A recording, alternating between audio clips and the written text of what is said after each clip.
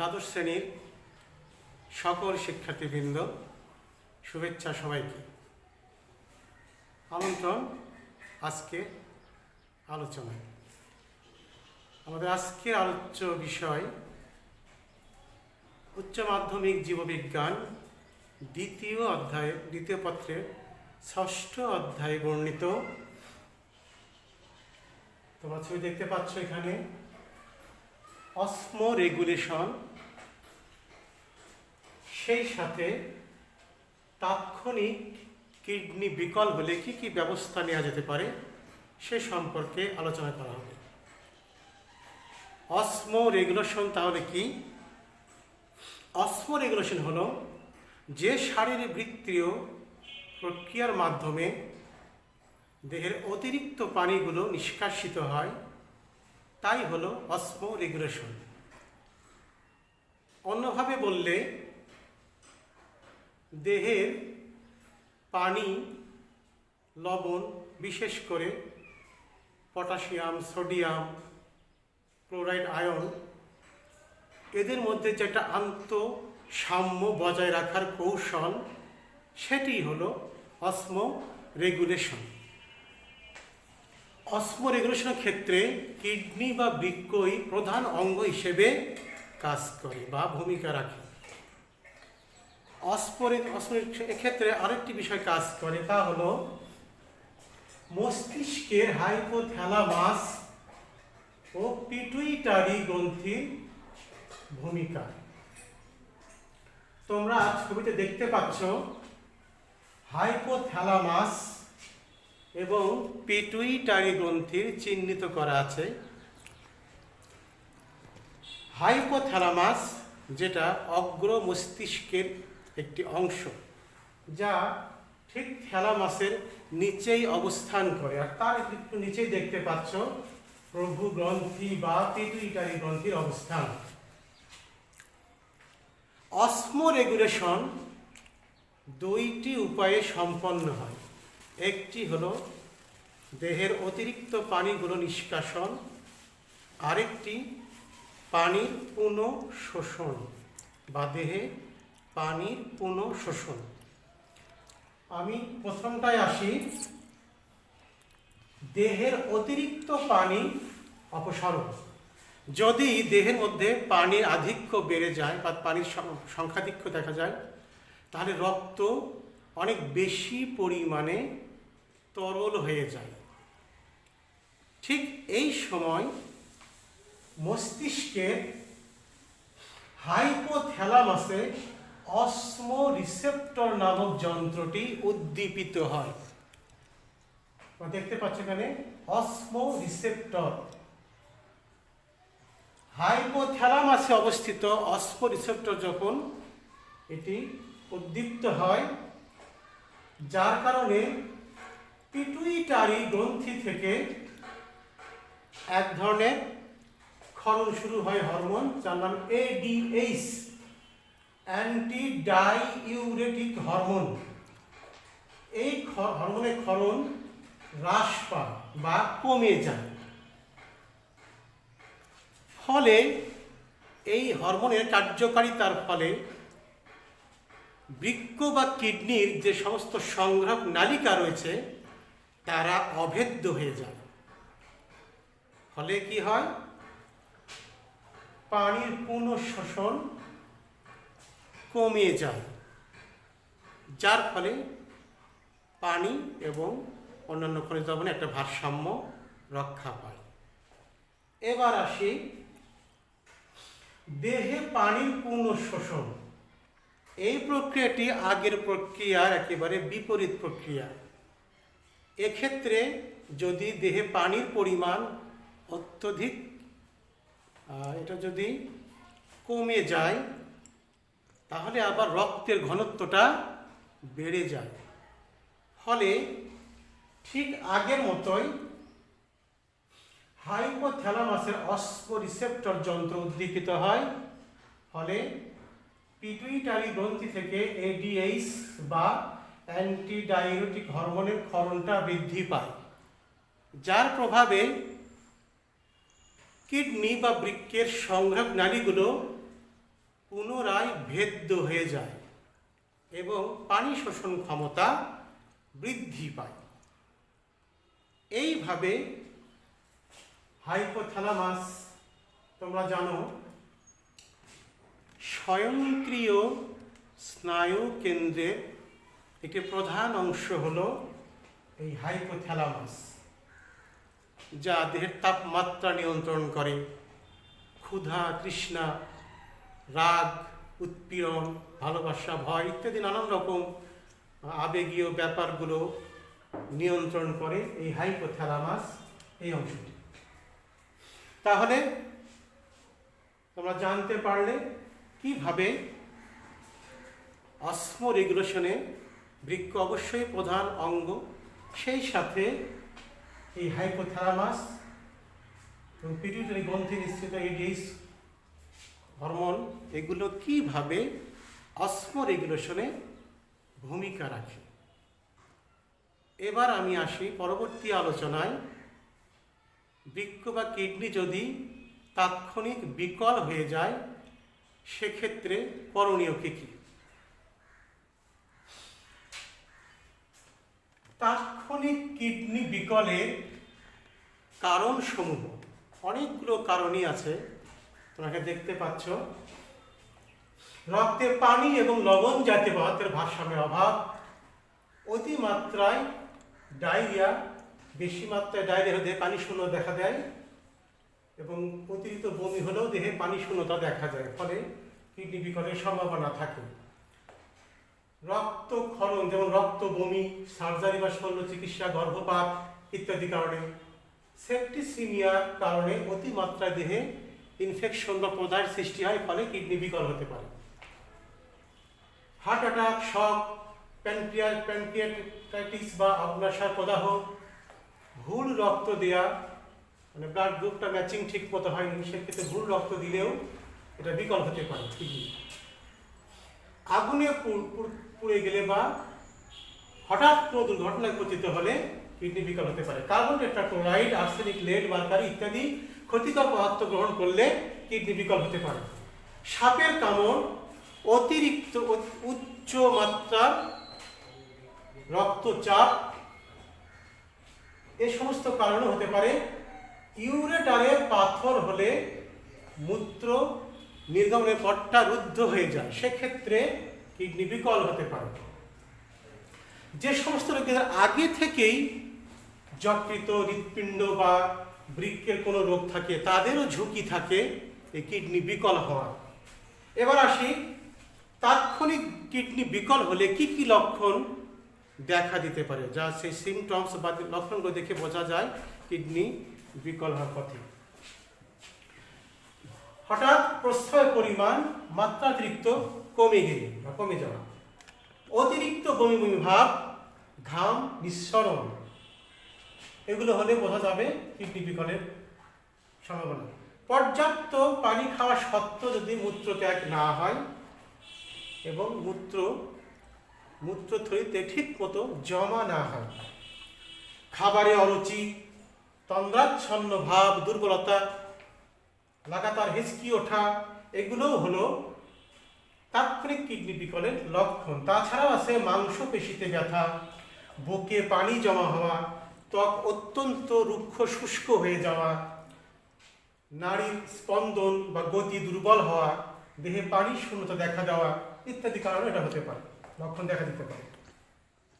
অস্থি সন্ধিতে ব্যথা হওয়া, প্রস্রাবের সঙ্গে রক্ত যাওয়া, প্রচণ্ড শ্বাসকষ্ট দেখা দেওয়া, মাথা ঘোরা, শরীরের মাংসপেশিতে খিঁচুনি বা লাফানো, হঠাৎ করে সংজ্ঞাহীন হয়ে যাওয়া, এগুলোও হলো কিডনি বিকলের লক্ষণ। তাছাড়া আরও আছে, সারা শরীরে চুলকানি দেখা দিতে পারে, শরীরের বিভিন্ন স্থানে, বিশেষ করে পায়ে, গোড়ালিতে, কবজিতে, আঙ্গুলে, চোখের পাতায়, মুখে, গলায় অথবা পাকস্থলীতে তরল জাতীয় পদার্থ বা ফ্লুইড জমা হতে পারে। এই লক্ষণগুলো দেখেও বোঝা যায় কিডনির বিকলের দিকে যাচ্ছে। ফেনাযুক্ত মূত্র বা মূত্রের রং গাঢ় হলুদ বা বাদামি বর্ণ ধারণ করলে বোঝা যাবে এটি বিকল হওয়ার পথে। ব্যাক পেইন, পিঠের পিছন অংশে ব্যাক পেইন, রক্তে ইউরিয়া এবং ক্রিয়েটিনিনের পরিমাণ বৃদ্ধি পেলেও কিডনি বিকল হওয়ার লক্ষণগুলো ইঙ্গিত দেবে।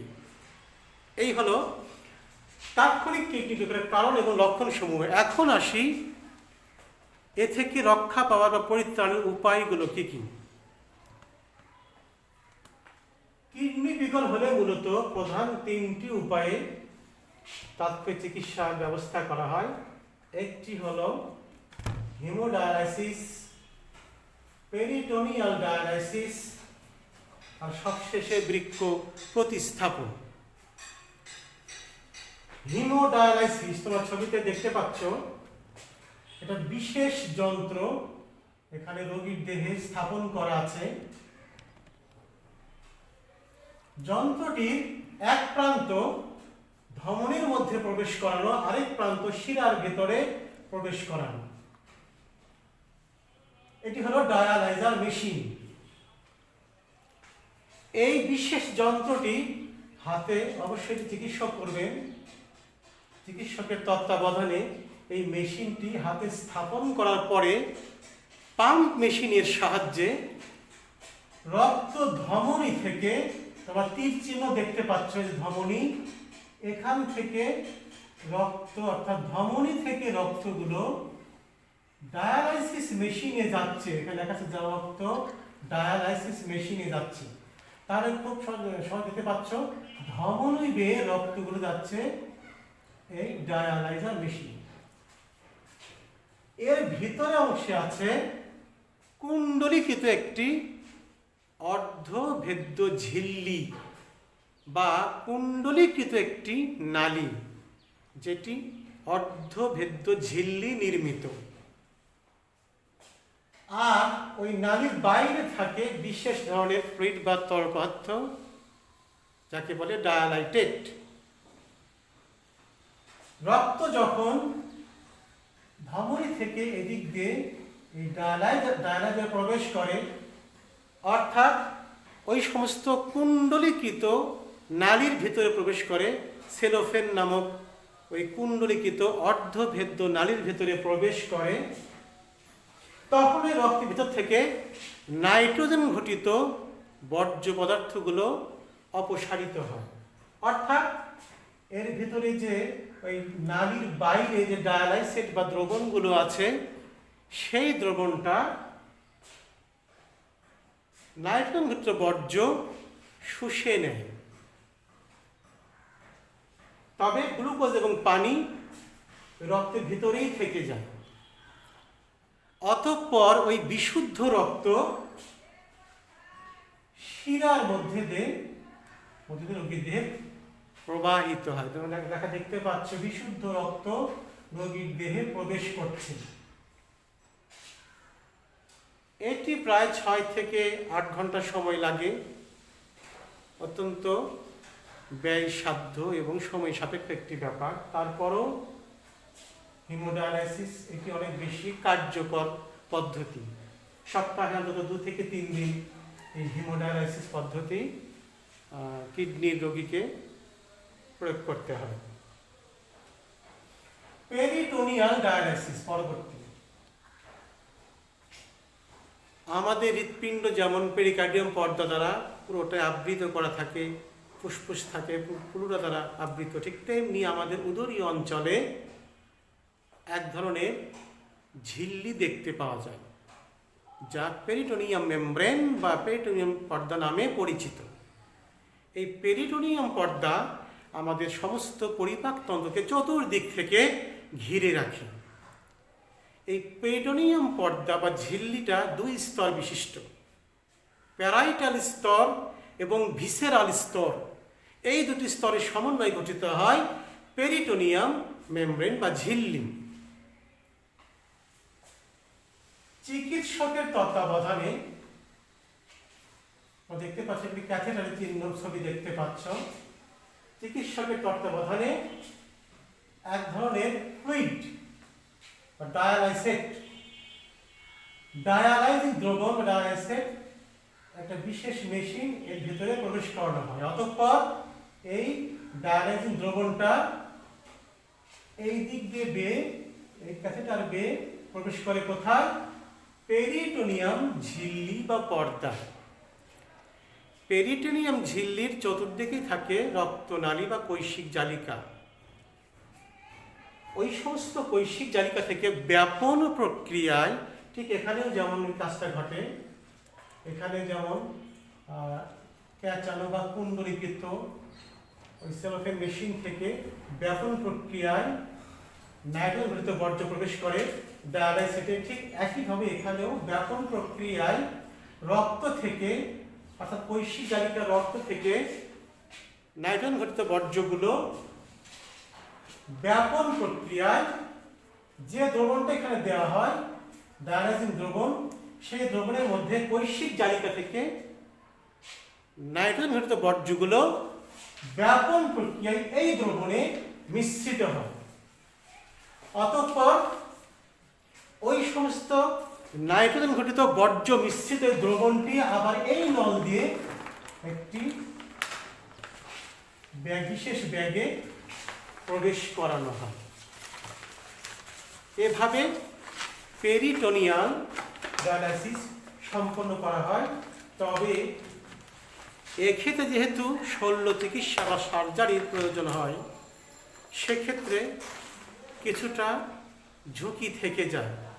যেহেতু ছিদ্র করে উদরীয় অঞ্চল এখানে ছিদ্র করে এই ক্যাথেটার প্রবেশ করানো হয়, তো কাজের ছিদ্রে যদি কোনো সংক্রমণ ঘটে তাহলে এটা বড় ধরনের অন্য রোগ সৃষ্টির ঝুঁকি থেকে যায়। তারপরেও এটি অল্প সময় লাগে এবং রোগী স্বাভাবিকভাবে হাঁটা চলা বা অন্যান্য স্বাভাবিক কাজকর্মগুলো করতে পারে। সবশেষে আসি কিডনি বা বৃক্ক প্রতিস্থাপন। যে সমস্ত রোগীর দেহে দুইটি কিডনি একেবারে বিকল হয়ে যায়, কার্যক্ষমতা একেবারে হারিয়ে ফেলে, সেক্ষেত্রে বৃক্ককে প্রতিস্থাপন করতে হয়। এক্ষেত্রে সাধারণত আত্মীয় স্বজন বা মৃত ব্যক্তির দেহ থেকেও কিডনি সংগ্রহ করে বৃক্ক প্রতিস্থাপন করা হয়। এই পদ্ধতির ক্ষেত্রে ছবিটি দেখতে পাচ্ছ, প্রতিস্থাপিত বৃক্ক, এই বৃক্কটি দাতা অর্থাৎ কিডনি দাতার কাছ থেকে সংগ্রহ করা। এইটিকে 48 ঘন্টার ভিতরেই দাতার কাছ থেকে কিডনি সংগ্রহ করে গ্রহীতার মূত্রথলির সঙ্গে এই প্রতিস্থাপিত বৃক্কে ইউরেটার সংযুক্ত করে দেওয়া হয়। এই যে ইউরেটার, এটা এই মূত্রথলির সঙ্গে সংযুক্ত করে দেওয়া হয়, দেখতে পাচ্ছ ছবিতে। বিকল কিডনি রোগীর আর নীল চিহ্নিত অংশ এটি ঊর্ধ্ব মহাশিরা, লাল চিহ্নিত অংশ এটি আওরটা। ঠিক প্রতিস্থাপিত বৃক্কের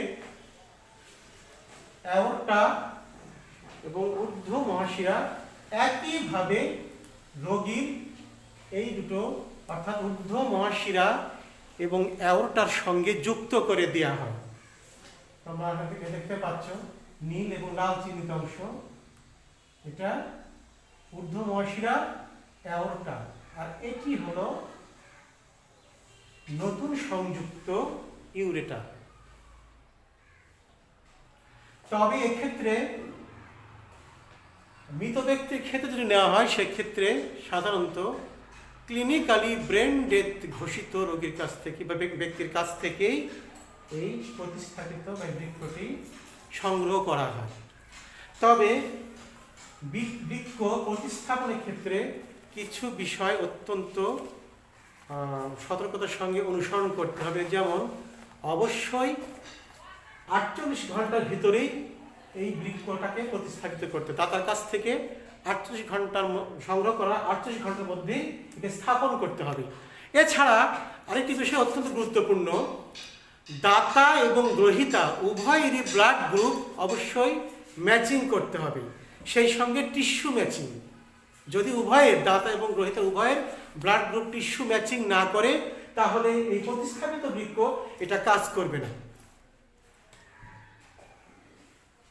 বৃক্ক প্রতিস্থাপনের পরে অবশ্যই চিকিৎসকের পরামর্শ অনুযায়ী নিয়মিত সঠিক উপায়ে ওষুধও সেবন করতে হবে। এই পদ্ধতিগুলো সঠিকভাবে অনুসরণ করতে পারলে আরোগ্য হওয়ার সম্ভাবনা অনেক বেশি। তবে বৃক্ক প্রতিস্থাপনের ক্ষেত্রে এই বিকল যে বৃক্ক দেখতে পাচ্ছ তোমরা, বিকল বৃক্ক অনেক প্রায় ক্ষেত্রে রেখে দেওয়া হয়। হয়তো ভাবছ কেন এই নষ্ট বৃক্ক বা অকার্যকর কিডনি কেন রেখে দেওয়া হচ্ছে। অনেক সময় দেখা যায় এই অচল বৃক্ক বা কিডনি সচল হয়ে যায়, সেজন্য চিকিৎসকেরা অনেক ক্ষেত্রে রেখে দেয়। তবে মূলত কাজ করে এই প্রতিস্থাপিত বৃক্ষই রোগীর দেহে মূল কাজটি করে। আজ তাহলে এ পর্যন্তই, দেখা হবে পরবর্তী ক্লাসে। সকলেই ভালো থাকবে, আবারও শুভেচ্ছা সকলকে।